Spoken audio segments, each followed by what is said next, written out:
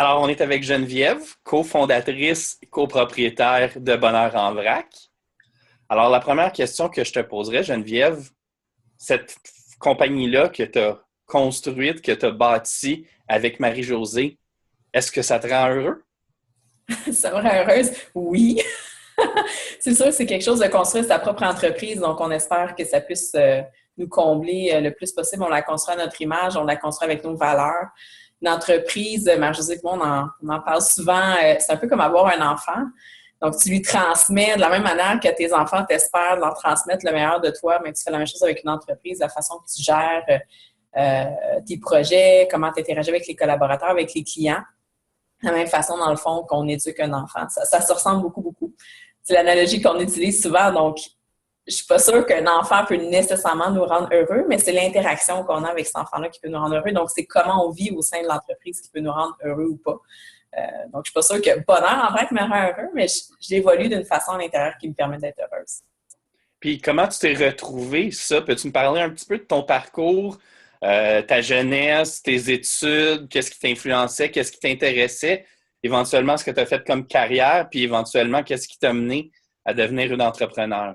Oui, bien, il n'y a rien qui me prédestinait à devenir entrepreneur, j'imagine, à part ma personnalité. Je suis vraiment pas d'une famille d'entrepreneurs. On voit ça des fois, les enfants qui ont des parents entrepreneurs et qui deviennent entrepreneurs. Moi, mes parents étaient fonctionnaires dans la région d'Ottawa, donc c'est dans l'échelle là, d'entrepreneuriat à l'autre bout. C'est complètement à l'autre bout. Toute ma famille, pratiquement, était fonctionnaire. Donc, moi, un bon travail, c'est un travail qui était pour toute ta vie, dans un cadre sécuritaire. Donc, jamais, jamais, même si ça m'était venu à l'idée qu'on pouvait avoir sa propre entreprise. Je n'avais aucune idée c'était quoi. J'ai fait mes études. Moi, je suis une fille touche à tout. Je suis intéressée par plein de choses. J'ai étudié dans un collège international ensuite, au collège Pearson. J'ai été stimulée par plein de choses, par l'internationalisation, par le fait de vouloir contribuer. Donc, comme je disais, ma personnalité était déjà comme ça. Je faisais plein de bénévolat. J'ai décidé d'aller étudier en ingénierie parce que je suis une fille qui aime résoudre des problèmes. Puis l'ingénierie, dans le fond, c'est ça. C'est de résoudre des problèmes complexes en trouvant des solutions les plus efficaces possibles, les plus économiques, dépendamment des requis. Donc, c'est quelque chose qui me passionnait. Puis j'ai étudié en génie agricole par mon envie de contribuer. Moi, je me voyais déjà en Afrique, là, en train de les aider à créer de l'eau potable avec de la bruine. Donc, c'était vraiment Ça, c'est quand j'avais comme 17-18 ans. Donc, j'ai étudié en génie des biosystèmes, génie agricole, pour finalement faire une maîtrise en eau potable, donc en génie civil spécialisé en eau potable, pour me rendre compte avec des stages, puis mes expériences de travail, que l'ingénierie, c'était pas vraiment pour moi. Donc, comme j'avais fait pratiquement autant de bénévolat que j'avais fait d'études puis de travail qui étaient liés à l'ingénierie, j'ai décidé de me tourner vers le coaching. À l'époque, je ne savais pas que ça s'appelait comme ça, mais je me suis trouvé un travail au sein d'une université où j'étais coach, dans le fond, d'étudiants universitaires qui étaient en grande difficulté. Donc, je les aidais à réussir.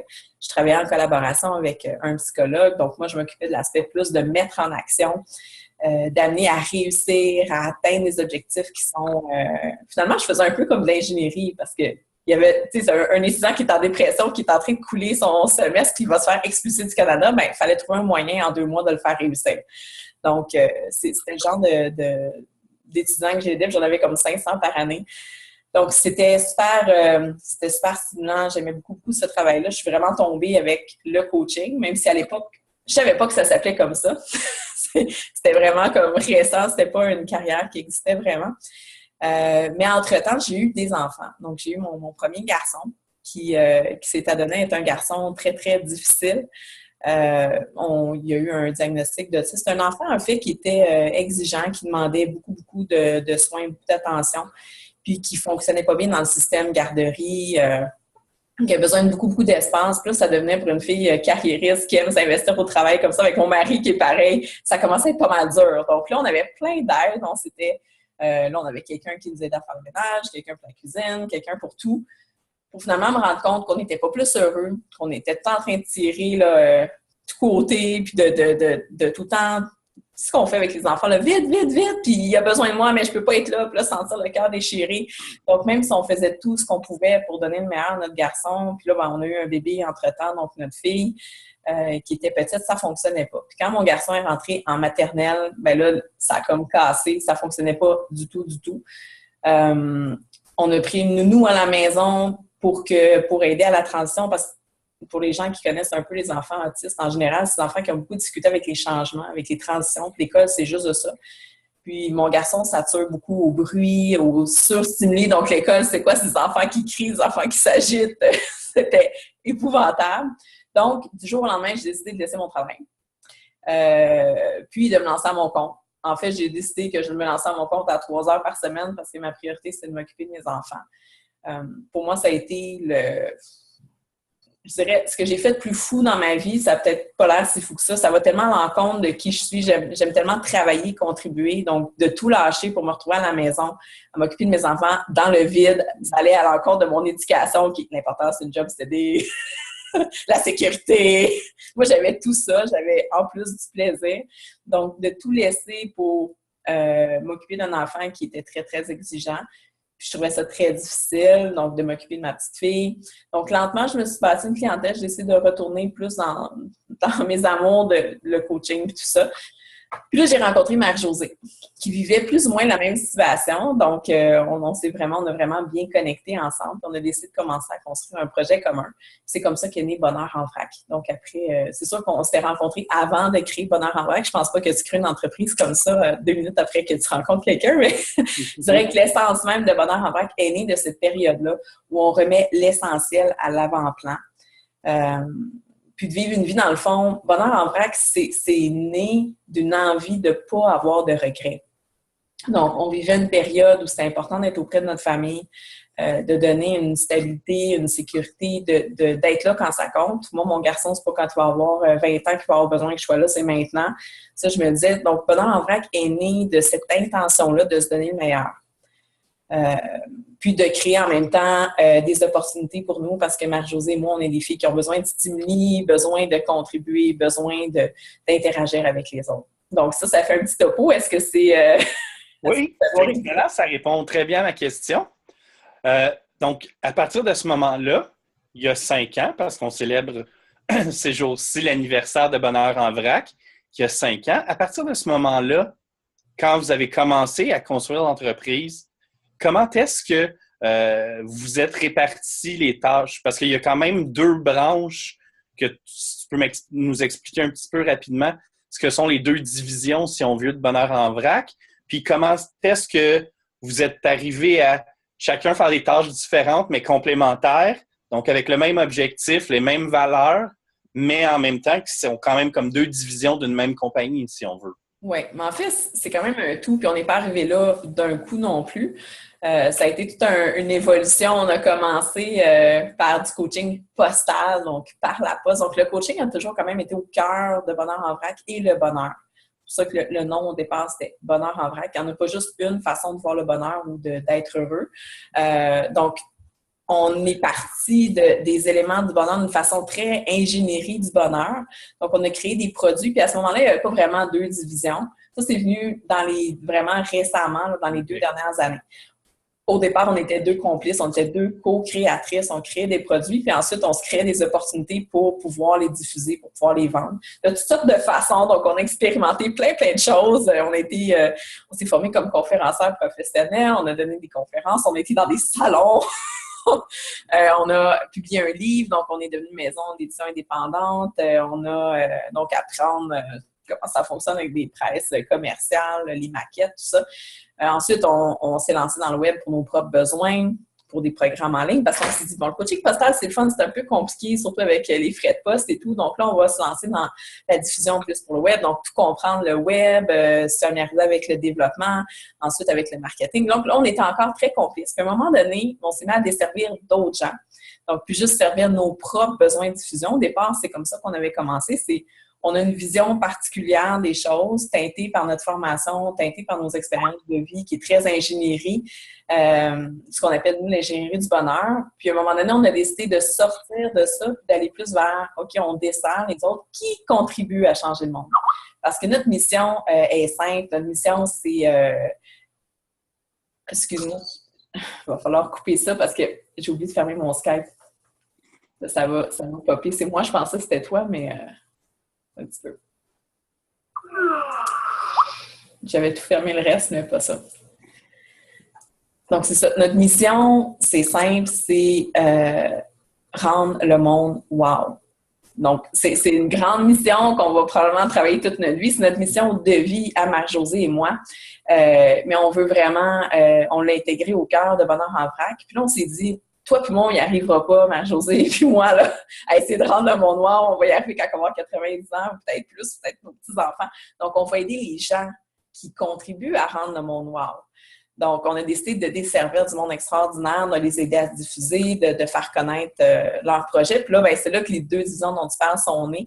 Donc, les gens ont besoin de deux choses pour se faire diffuser. Ils ont besoin d'outils performants. Donc, on fait des sites web, on va les aider à se commercialiser de différentes façons, donc avec de l'infographie, tout ça.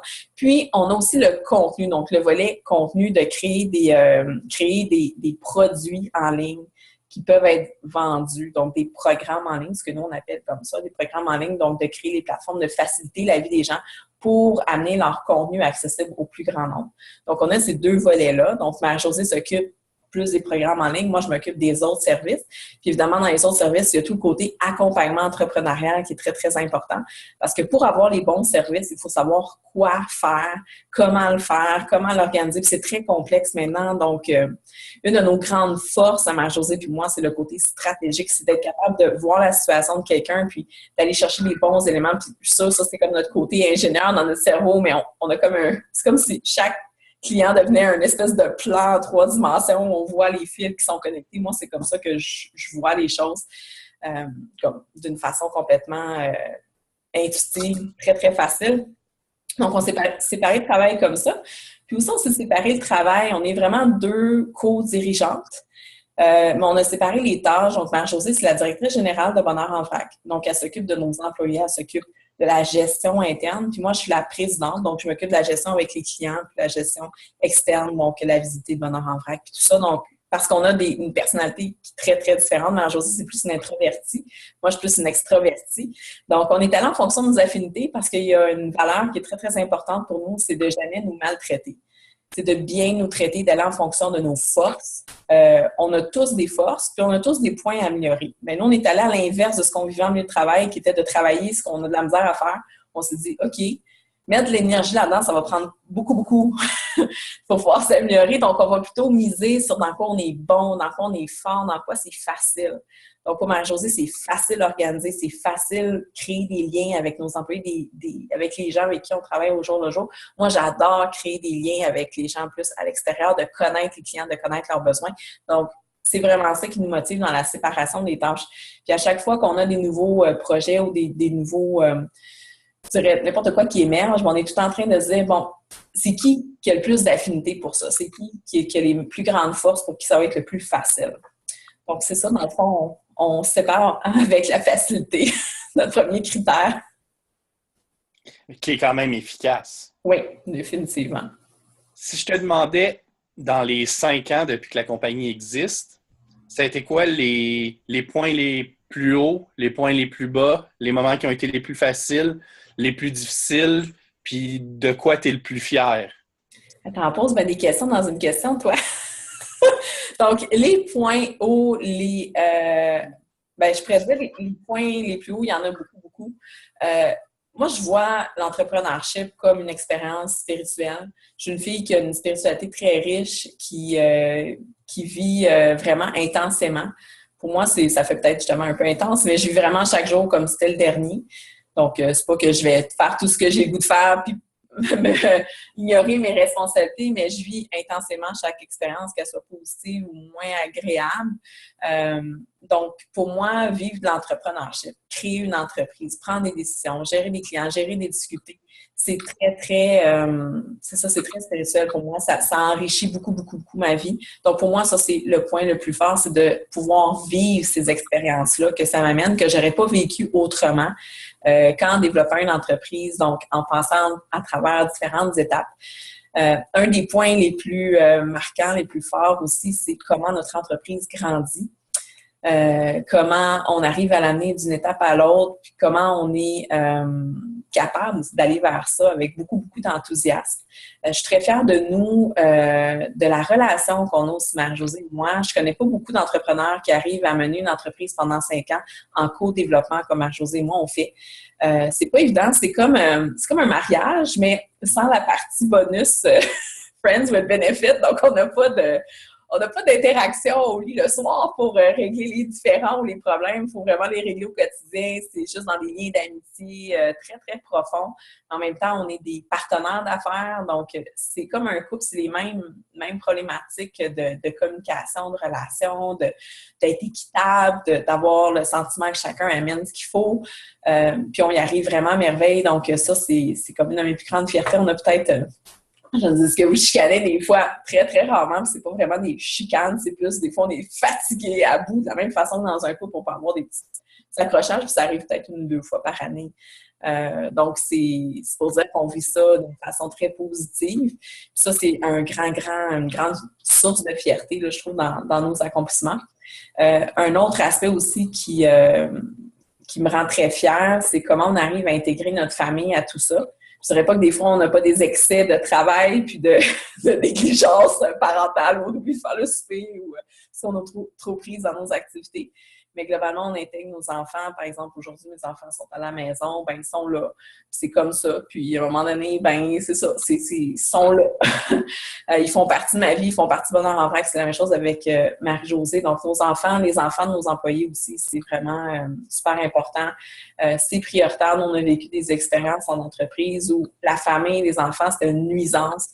Même si le patron, le mieux, va dire non, c'est beau, mais on sent que il faut que tu restes jusqu'à 4h30 ou à 5h, puis quand l'enfant est malade, ben, tu sais, déjà encore, ben oui, c'est l'hiver, puis la gastro, quand tu peux la rattraper pour 3 semaines, c'est le même. Ben là, nous, on est là pour nos enfants. Quand ils sont malades, on s'en occupe. Donc, ça, c'est vraiment super de pouvoir créer une entreprise qui permet ça.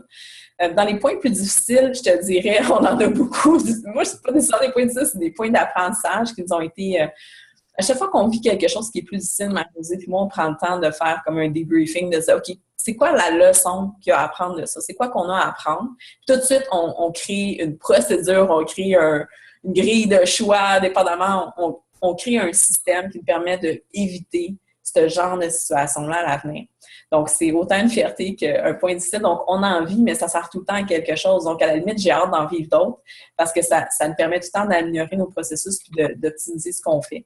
Donc, que ça soit n'importe quoi, c'est ça, un client que ça va un petit peu moins bien, on se dit, bon, qu'est-ce qui s'est passé? Comment on peut faire pour que ça ne se reproduise plus? On a tendance à s'éparpiller. Je sais qu'on essaye plein de choses. On est des filles qui aiment les opportunités. On a de la difficulté à dire non. Donc ça, c'est vraiment un point qui a été plus difficile. Ça nous a mis des fois dans le trouble parce que là, on en avait trop sur les bras. Où on peut avoir même de la difficulté à livrer ce qu'on a à livrer parce qu'on se retrouve surchargé. On est des filles aussi qui donnent beaucoup, très généreuses. Donc, d'arriver, puis ça, je le vois avec beaucoup de mes clientes, de facturer, de charger pour ce qu'on offre. Nous, on donnerait tout, on fonctionnerait comme un système de fondation si on pouvait. On a eu beaucoup de difficultés à dire, OK, le travail mérite rémunération. Quand on s'investit, on doit avoir quelque chose en échange. Donc, d'amener un échange équitable de je m'investis, je reçois en retour, ça n'a pas été évident. Ça a été une immense source d'apprentissage dans notre parcours, d'arriver à mettre de la valeur sur ce qu'on fait, de dire ce qu'on fait, c'est unique, c'est spécial. Il y a juste nous deux, dans le fond, qui font ça, puis ça vaut quelque chose. Donc ça n'a pas été nécessairement évident. Mais à part ça, je te dirais que tout est vraiment une source d'apprentissage qui est très, très riche. C'était quoi tes autres questions, Jacques? Bien, j'allais dire, tu as mentionné plusieurs éléments comme ça dans toutes les questions que j'ai posées à date. Mais spécifiquement, c'est le 5e anniversaire. Qu'est-ce qu'on fête? On existe encore! Il y a beaucoup de gens qui fondent des entreprises, puis qu'au bout de 5 ans, l'entreprise n'existe plus. Là. Je ne sais plus c'est quoi les données statistiques. Oui, la majorité des PME. Oui, donc nous, on existe encore, puis on est en forte croissance. Donc, juste pour ça, je trouve qu'il y a raison de fêter, notre en anglais, on dit We are thriving. T'sais, on est en train vraiment de grandir, de s'épanouir. Donc, ça, c'est une raison de fierté de fêter, nous aussi, d'avoir cru malgré les moments plus difficiles, les moments où on était découragé, les moments quand ton serveur ne fonctionne pas, que tous tes sites sont crashés, tu as fait un changement parce que c'était supposé être mieux, que ça ne marche pas, puis là, tu es comme « il est 10 heures le soir, puis tu veux juste aller te coucher ». Ces moments-là, on a passé au travers. Le lendemain, c'était oublié parce qu'on avait réussi à trouver une solution. Donc, d'avoir eu notre rebond tout au long, d'être capable de, oui, on peut tomber, mais on se relève, puis de fêter aussi notre maturité qu'on a gagnée à travers cette expérience-là. Comme je disais, une entreprise, c'est comme un enfant qu'on fait grandir. Ben, un enfant, 5 ans, ça va beaucoup mieux qu'un enfant bébé naissant. Donc, Bonheur en vrac a passé la phase de l'adolescence. Donc, nous, on sent qu'on est vraiment, on atteint une belle maturité. On sent que ce qu'on fait maintenant, c'est ce qu'on va faire dans 10 ans, mais juste à plus grande échelle avec encore plus de clients. Donc, on a vraiment trouvé notre formule, notre essence, donc cette maturité-là qu'on a gagnée.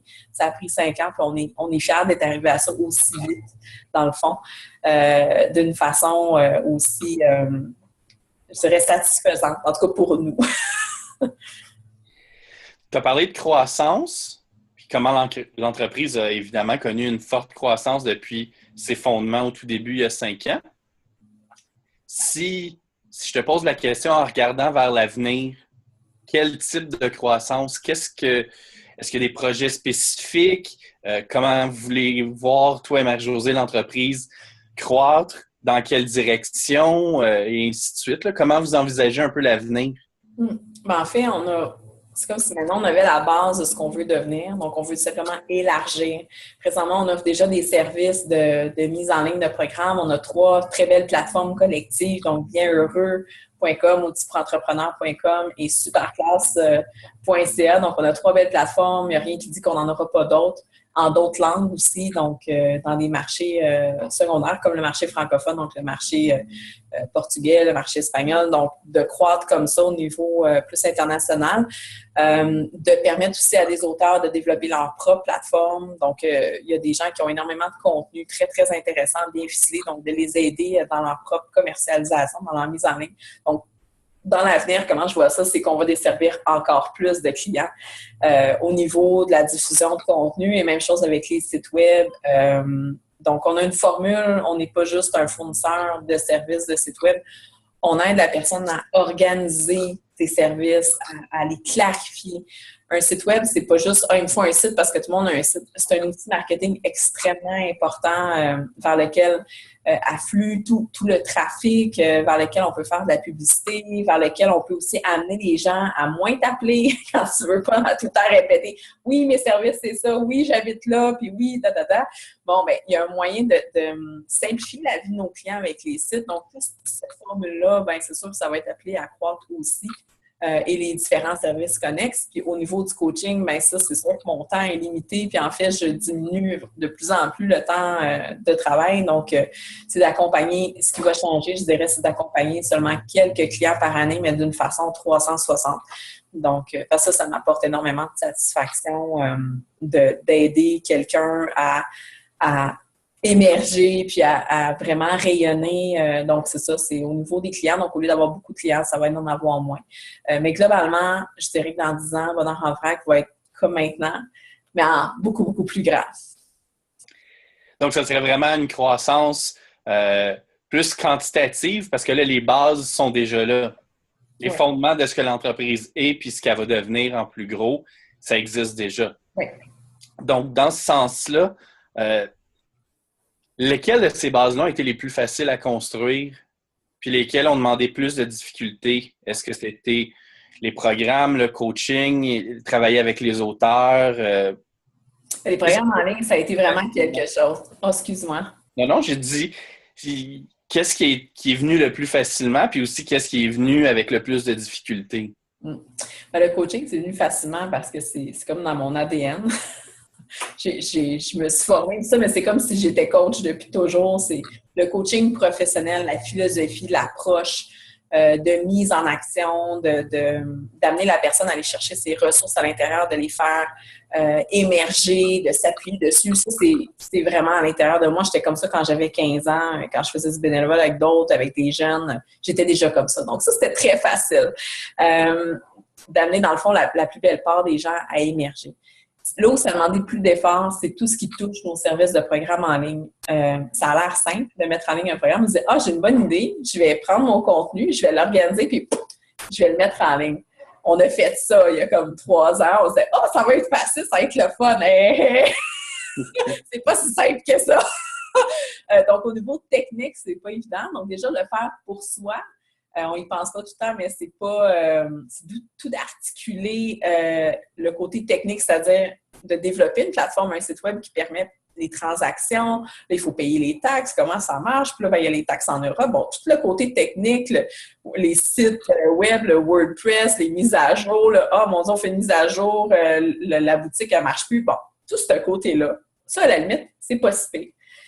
Mais là, c'est comment on fait pour rendre un contenu percutant, intéressant, engageant. Encore là, c'est pas tout de juste transmettre du contenu, de mettre en ligne des vidéos, il faut le rendre interactif. Donc, toute la philosophie qu'on appelle de coaching en ligne, d'amener le contenu, le sublimer, l'amener à un autre niveau. Ça, c'est pas évident non plus. Puis surtout pour nous, qu'on a un cerveau fait comme ça, c'est pas si fait pour notre propre contenu, mais quand on le fait pour des clients, pour des auteurs, d'arriver à les amener à sortir ce qu'il y a dans leur tête, puis à le rendre engageant, interactif, attrayant. Puis la dernière partie, et non la moindre, c'est tout le côté marketing. Comment est-ce qu'on fait pour vendre en ligne? Parce que aussi, on pensait, nous, que on va le mettre en ligne, puis ça va se vendre tout seul, c'est tellement bon. Non! Ça demande beaucoup, beaucoup d'efforts pour amener du trafic, pour amener les gens à découvrir ce programme-là. Comment est-ce qu'on installe ça? Donc là, on a découvert tout le principe des ambassadeurs, l'affiliation, les publicités, comment ça fonctionne. Donc, on s'est beaucoup, beaucoup formé en marketing. Donc, c'est sûr que d'une façon connexe, c'est pas juste de mettre en ligne le programme, de développer tout le savoir technique pour que ça se passe bien. Il faut surtout être sûr que ça se vende après. Donc, d'aller chercher les marchés, de créer des profils de clients, d'arriver à bien les cerner. C'est un travail qui est titanesque pour nous, pour nos propres projets qu'on a mis en ligne, mais aussi pour les projets des clients. Donc, d'arriver à aller chercher cette information-là. Les gens, souvent, ils ont une idée, ils ont une super bonne idée. Quand ils nous arrivent, mais on dit, oui, mais à qui tu vas vendre ça? Mes clients, oui, mais tes clients, tu vas en vendre 20, tu vas en vendre 40. Après, c'est quoi les arguments que tu vas utiliser? C'est quoi les problèmes auxquels tu réponds? C'est quoi le besoin du client qui va faire, qui va dépenser de l'argent pour ton programme? Donc, c'est tout ce côté-là, je dirais, ça a demandé beaucoup, beaucoup d'efforts, de formation, de cogiter, d'arriver à transmettre ça, parce que c'est pas tout de le faire pour ça, mais de le faire pour les autres. Ça a été ce qui est le plus, je dirais, qui est un grand défi. Puis aussi le défi du web, où c'est sûr que dans l'équipe, on a des professionnels, on se tient à jour aussi, parce que ça change tellement vite. Continuellement, il faut s'adapter. Il y a tout le temps des nouvelles solutions qui arrivent en ligne. Il y a des évolutions au niveau des mœurs des gens. Il y a 5 ans, personne allait sur le web sur leur cellulaire. Nos cellulaires étaient... Les enfants, ils ont sorti l'autre fois nos vieux cellulaires. Tu sais, c'était tellement... Il y avait un flap, là. tu fais texter. Ça prenait comme 1 an là, pour envoyer un message. Tellement c'était... Bon, 5 ans, personne n'allait sur le web. Il y avait quelques personnes qui avaient des gros cellulaires, mais maintenant, la majorité vont sur le web avec un cellulaire ou avec leur tablette. Donc, c'est des nouvelles réalités qui amènent à ce qu'on s'adapte au niveau de nos sites, au niveau de comment on les fait, comment on les fabrique, comment on les rend solides. Comme WordPress, nous, on utilise maintenant la technologie WordPress. Donc, on a changé en cours de route de technologie. Avant, on était sur un autre type de gestionnaire de contenu sur le web. Donc, maintenant, on est avec WordPress, c'est le plus commun, le plus utilisé. Bien, il y a plus d'attaques. Il y a plus de pirates qui vont s'attaquer à WordPress. Donc, comment est-ce qu'on fait pour assurer la sécurité? Donc, tout ça, ça demande beaucoup, beaucoup de formation continue. Donc, c'est pas que c'est difficile, mais ça demande beaucoup d'investissement. Je pense que c'est difficile quand tu es un kidam, là, qui ne connaît pas ça, de dire « OK, je vais me faire un site » puis de penser que tout va bien aller. Nous, on a déjà pensé ça et on s'est déjà fait hacker dans nos débuts. On se disait, on va mettre en ligne un site, il y a un truc gratuit pour fabriquer notre site. On a commencé comme ça en disant, ça va être le fun. Bon, 6 mois plus tard, on arrive, notre site est hacké. On fait comme, savais pas qu'il fallait mettre à jour nos affaires puis s'assurer que c'est sécuritaire. De toutes les différentes fins. Donc, c'est sûr que c'est pas une difficulté, mais c'est en continu un investissement important à faire. Tu l'as mentionné tantôt, en termes de croissance pour l'entreprise, mais comme dernière question, c'est quoi les plus grands challenges qui attendent Bonheur en vrac pour que dans 5 ans, on fête les 10 ans de Bonheur en vrac? Ça va être quoi les plus gros challenges? Puis qu'est-ce qu'on va fêter dans un autre 5 ans? À part avoir plus de clients, ça c'est sûr. Comme je disais, on ne sait pas ce qui nous attend nécessairement. Moi, je suis une passionnée des tendances. J'adore lire là-dessus. Je suis une geek de nature. J'aime les bidules, les patentes, les nouvelles affaires. Je suis une fille de tendance. Moi, j'adopte. Moi, je fais toujours tout venir de Californie quand ça vient de sortir. Puis tout le monde est comme, c'est quoi ça? On m'arrête dans la rue, genre, t'as acheté ça où? J'aime les tendances. Donc, c'est sûr que dans les tendances qui viennent, c'est ce qui est inquiétant, c'est comment inquiétant ou stimulant. Comme je disais, il y a 5 ans, personne n'utilisait les cellulaires. Moi, je m'étais dit, bientôt, tout le monde va prendre ça, c'est trop pratique. Donc, on devrait déjà mettre nos sites adaptatifs. À l'époque, j'avais déjà ça en tête parce que je savais que ça deviendrait une tendance. Puis, j'avais pas le goût de refaire des sites web dans 2-3 ans parce que là, ils seraient plus adaptatifs. C'est la même chose. Dans le futur, les mœurs des gens changent. Je te dirais, la grande tendance maintenant, c'est que les gens veulent tout gratuitement.